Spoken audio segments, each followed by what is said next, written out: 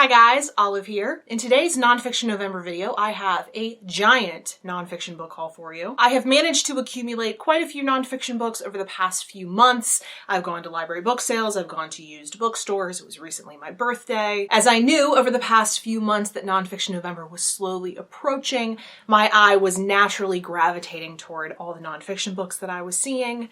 And so I ended up picking up quite a few of them. So let's get started. The first book I'd like to show you is called Sun, Moon, Earth: The History of Solar Eclipses from Omens of Doom to Einstein and Exoplanets by Tyler Nordgren. When I first saw this book, my mind immediately went to all the hype that was surrounding the latest eclipse, but you can imagine having seen footage of that eclipse, if not in person, if you did, just how terrifying that would be to early human civilizations who had no idea what was going on. I will be very curious to learn what exactly eclipses meant to people before they fully understood what was going on.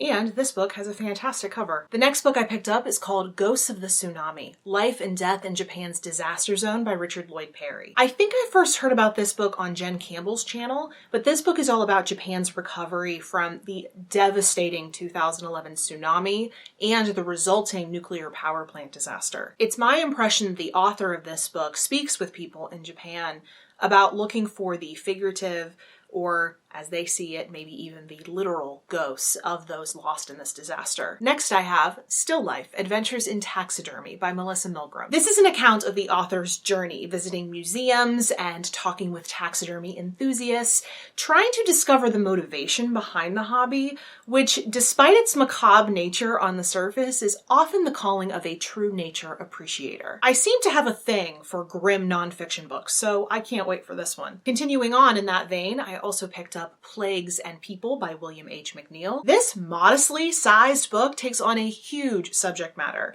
how infectious disease impacted or even altered the course of human history. Again, I love dark nonfiction, and any book on disease always piques my interest for whatever reason. Next up is more macabre nonfiction called Magnificent Corpses by Annalee Rufus. For centuries, bodily remains of saints and other sacred figures were considered holy relics. As such, they were treated with intense reverence, and this book contains some crazy stories about what was done with them. I am so morbidly fascinated by this. I also picked up The Gene: An Intimate History by Siddhartha Mukherjee. This is the author of another nonfiction book I really need to read, The Emperor of All Maladies, all about cancer. This book is a very thorough history, both social and scientific, of the gene. Another book on heredity, She Has Her Mother's Laugh by Carl Zimmer, is one that I have on my Nonfiction November TBR for this year. It's obviously a subject matter that really fascinates me, so the more books I own on it, the better. Moving on to the micro histories and the general history books, I also picked up a book called Tobacco: A Cultural History of How an Exotic Plant Seduced Civilization by Ian Gately. This book is, of course, all about tobacco, and what it was originally used for when it was first cultivated by indigenous populations, and then moves on to discuss the social and economic impacts the plant has had since then. Another micro history that I picked up, but this one by the king of microhistories, that is Salt by Mark Kurlansky. This is all about the ubiquitous and vastly important substance that has been used as currency, as a flavorant, and as a preservative. Yet another microhistory that I picked up is Diamond: The History of a Cold-Blooded Love Affair by Matthew Hart. This book is about that gemstone, which most symbolizes wealth and status for whatever reason. I personally don't see the appeal of diamonds. I did not ask for one when I got engaged. I have a few different rings, none of which are diamonds. This is a lab-cultivated pearl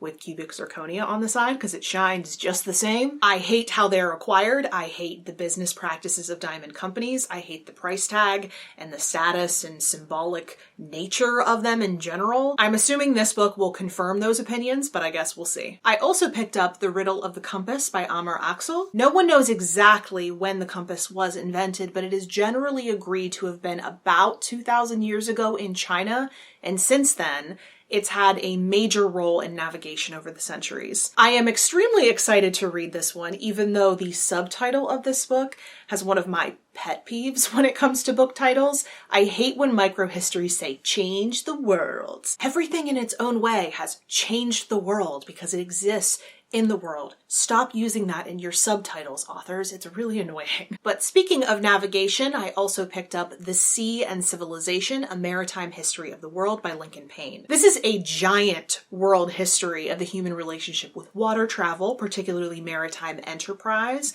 and how it has contributed to civilization. And on the topic of maritime enterprise, I also picked up Panama Fever by Matthew Parker. This book covers the massive undertaking that was building the Panama Canal. The planning of the Panama Canal took hundreds of years, and constructing it required literally moving mountains. It was complex and costly, but ultimately completely transformed global commerce. I'm really excited for this one. Another history book that I recently picked up is called The Witches by Stacy Schiff. This is a book all about the notorious Salem witch trials. I have not read any Stacy Schiff since I read her biography of Cleopatra before I even started on BookTube, and I've had my eye on this one for quite a while. I also picked up a book called Elizabeth, Renaissance Prince by Lisa Hilton. This is a biography of England's very famous Queen Elizabeth I. Despite being fascinated by her, I've never read a biography of her. I'm considering picking this up alongside a novel I have about her called I, Elizabeth by Rosalind Miles. Another biography I picked up of a very admirable lady, albeit a much more modern one, is Maggie Smith. This was written by Michael Coveney. I think Maggie Smith is a goddess. She is so talented and so sassy. I just love her and I can't wait to learn more about her. A book that I picked up recently that to me has a very entertaining title is called In Praise of Nepotism, A Natural History by Adam Bellow. This is an in-depth look at the practice of nepotism, or showing preference to one's own relatives. It seems like for most people, this habit that powerful people seem to have runs counter to the concept of fairness, yet cases of it still color all of our history books. And in this book, the author looks at the potential positives of nepotism in addition to all the negatives. I am really interested to read this one to see if I agree or disagree with his points. I have a feeling that I'm going to really disagree with some of them, so I may need to annotate this. A more lighthearted book that I recently picked up is How to Sound Cultured, which feels like a book response to the meme, Me, an Intellectual. I know this title sounds pretentious, but I honestly think this could be a good kicking off point for future nonfiction reading. That's because this book gives little summaries behind who an individual is who may be frequently brought up in more educated conversations so you can know who they're talking about. So if one of the people I read about in this book seems interesting, I may feel compelled to go out and read another whole book on just that person. I also think this one will help me up my trivia game, which is a great reason to read nonfiction, I'll have you know. I also picked up Booze Hound, On the Trail of the Rare, the Obscure, and the Overrated in Spirits by Jason Wilson. This book is a mixture of essays about obscure liquors and also the social history of booze, and this book contains more than 50 drink recipes. It is no secret that I enjoy a good cocktail now and then, and so I think this one will be a fun one. Next up, I have Deep Blue Home, An Intimate Ecology of Our Wild Ocean by Julia Whitty. The author, over a period of time, visits different oceans in order to document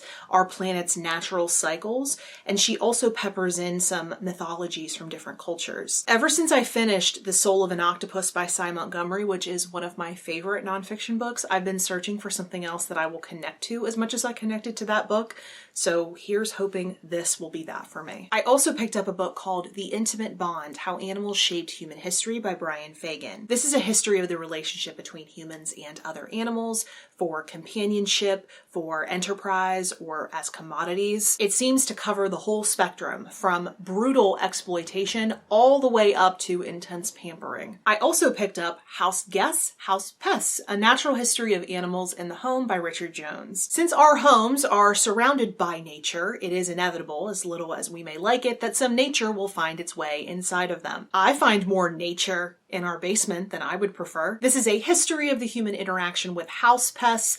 I know that when I read this, I'm going to get that phantom itch, like you feel something crawling on you. Another book that has the potential to give me the creepy crawlies is called Broadsides from Other Orders, A Book of Bugs by Sue Hubble. This book mixes facts and observations about the little and sometimes not so little creatures that vastly outnumber us here on Earth. The last 3 books I have to show you in this haul are, of course, all about birds. The first of those is Falcon by Helen Macdonald. As you probably already know by now, I am intensely dedicated to Helen Macdonald's other book, H is for Hawk. It's one of my very, very favorite nonfiction books.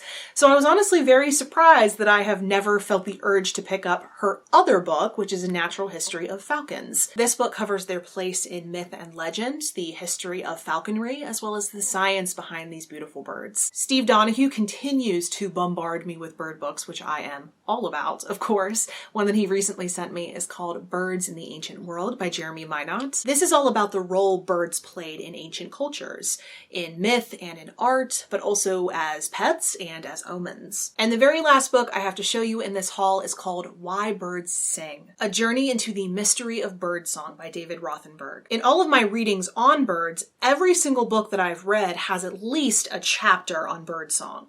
What it means, how birds use it. I'm looking forward to reading a whole book that zooms in on that topic. So those are all of the nonfiction books that I have acquired recently. I would love to hear from you in the comment section below if you've read any of these books, if you are interested in reading them after hearing me talk about them, or if you have comments or questions about anything you've seen in this video or anything in general, that can go in the comment section below. Or you can connect with me on a variety of different places on social media, and the links to all of my profiles are linked in the description box below. Thank you so much for watching. I hope you're having a wonderful day, and I will see you in the next video.